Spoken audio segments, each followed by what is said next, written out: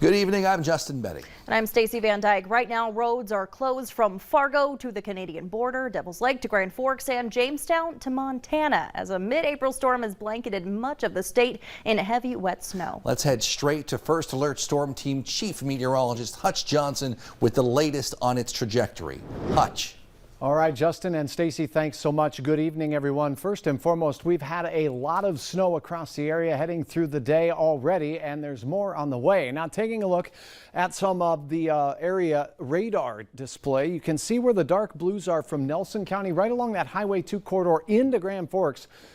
We have a lot of snow reported in these areas. The snowfall totals up in the Grand Forks area are ranging in and around that 12-inch category already. Look at the thunder and lightning, severe weather, even tornado warnings active in southern Minnesota. So we have blizzard warnings and tornado warnings just across our region, and those are continuing tonight. Here's a look at visibilities. We have a 1/10 of a mile in Grand Forks still. Ridiculous visibility off to the west, and it is impacting roads. And the wind is going to continue, and the snow is going to continue as well. And in fact, the area where we are most concerned about significant snowfall potential remains in portions of eastern North Dakota tonight and northwest Minnesota, where the winds are gusting to nearly 40 miles per hour, where you see the colors. So we have wind, we have snow, and we have a lot of it. So as we go through the rest of our night and into the morning, blizzard conditions continue, but only rain here in Fargo and points southeast, and that will leave us with nothing yet.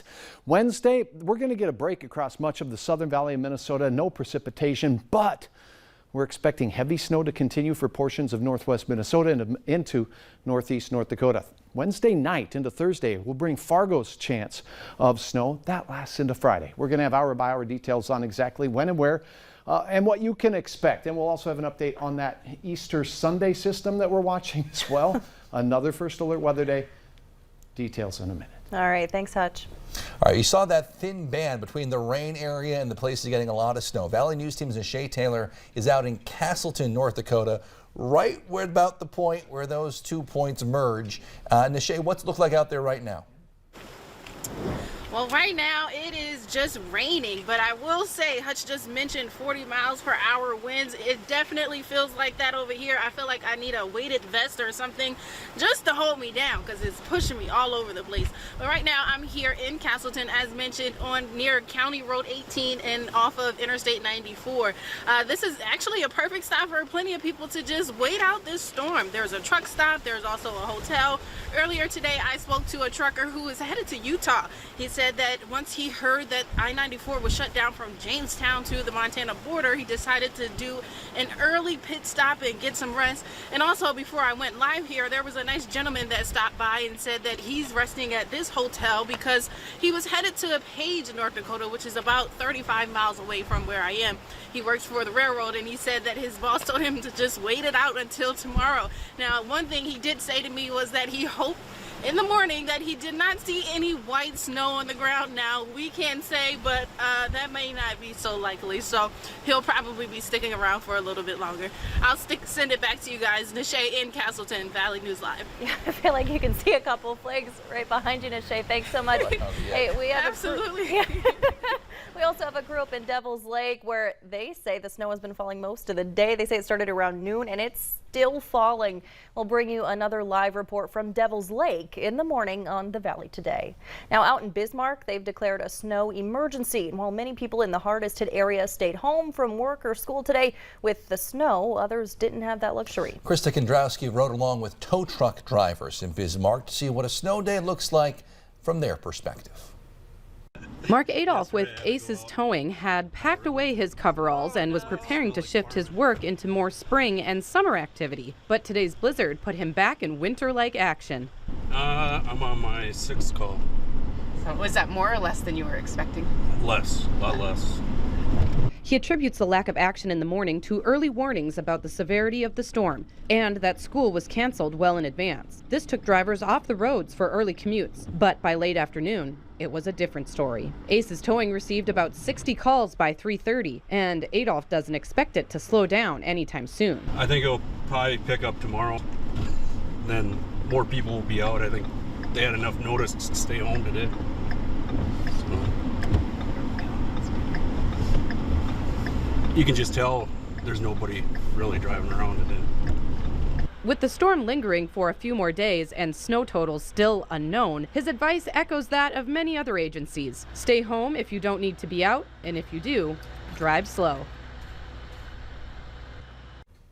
We're hearing of several car crashes in tonight's icy conditions. In one case, up in Grand Forks, a driver is hurt after rear-ending a snowplow on I-29. Highway Patrol says 48-year-old Jeffrey Lieberg of Manville suffered moderate injuries and was cited for striking a snowplow while in commission of plowing the roads. A reminder, it's a good idea to keep that VNL weather app handy for forecasts right at your fingertips on days and weeks like this. You can download and use it for free. Just search VNL weather in the App Store today. Now to an update on a Valley News Live investigation. The clock is ticking on how much longer 5 local daycare centers can be open. State officials have issued an order to revoke their license. Several parents tell Valley News Live they made reports with Child Protective Services and the licensing department and say they're glad something is finally being done about Learning Circle daycare centers, but they're not sure if anything will actually change. They're basically going to get away with everything if it gets reopened just under a new operator. The Department of Human Services says if the Learning Circle's current owner chooses not to appeal this revocation and the department has not received the required paperwork for a potential new owner by April 16th, that's this Saturday, all 5 centers will need to close. We'll keep you posted.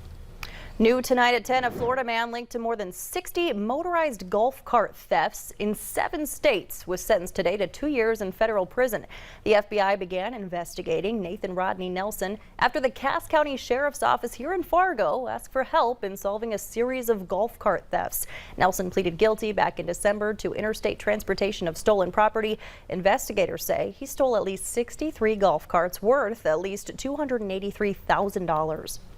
A potentially armed and dangerous suspect is off the streets tonight. The suspect in a shooting who was on the run from police is now in custody. He was arrested this morning in Redwood County, that's in southwestern Minnesota, following a chase. He's been on the run since Sunday when authorities say he shot one person in the leg in Pelican Rapids. A man's now been arrested following a SWAT standoff in Fargo this morning. Officials surrounded a home along 23rd Street South in the Countryside Trailer Park.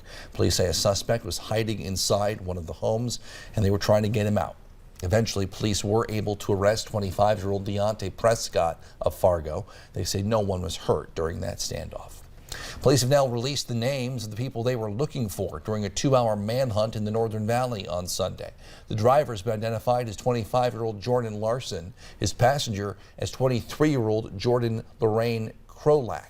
The sheriff's office says a Polk County deputy tried to stop them on Highway 75 near Angus, Minnesota, but the driver took off, left the vehicle at one point, and was found about 2 miles away. The man who went on a 4-day robbery spree last summer in Fargo has now been sentenced in federal court. In December, Hunter Havisto pleaded guilty to a few counts of interference with commerce by threats and violence. Havisto robbed a number of businesses from June 6th through the 10th. His spree ended when an employee of Mr. Money fired multiple shots at the back window of his getaway car. He was arrested a few hours later. In an interview with Valley News Live shortly after his arrest, Havisto apologized and blamed drug addiction. He was sentenced to serve just over 3 years in prison, where he will undergo substance abuse treatment. There's now a warrant out for the woman who police say started a fire in Dilworth back in November. Fire crews were called to the Villa Apartments on 5th Street, where a car was fully engulfed in flames and the fire had spread to other garages. 32-year-old Brianna Page is now charged with 2nd and 3rd degree arson, as well as 1 felony count of setting a negligent fire. Investigators say they spoke to a man who said Page admitted to those fires. New developments on a story you heard first here on Valley News Live last month. Mackville, North Dakota couple Brent and Anna Huso are now safely out of Ukraine. They are staying in the Czech Republic for now, according to a close friend. They'd been visiting Anna's family in Ukraine following a ski trip when Russia invaded. A Minnesota native who'd been teaching English in Ukraine before being detained by Russians has now made it safely back home. Tyler Jacob met with Senator Amy Klobuchar today. She says she worked with the State Department and U.S. Embassy in Moscow to locate Jacob and bring him back safely. Meanwhile, the Minnesota Sheriff's Association and sheriff's offices across the state have donated bulletproof vests and helmets to help people in Ukraine. More than 600 bulletproof vests, 55 helmets, and 4 shields were collected in just a few days. Sheriff's officials say the equipment had outlived its recommended use date set by the manufacturer, but will still be helpful to people with no other option and looking for safety in Ukraine. Still ahead tonight, Minnesota Governor Tim Walz stops in our neck of the woods. We'll tell you how he says he's bringing relief to Minnesotans. And we are wrapping up day 1 of the 4-day storm system. The impacts continue. Your hour-by-hour forecast is next. But first, Frankie has a snow report for a few areas between 7 and 10 o'clock tonight. Already over a foot for portions near Grand Forks, New Rockford, Laverne. And on the way to that number in Thief River Falls. Your forecast is next.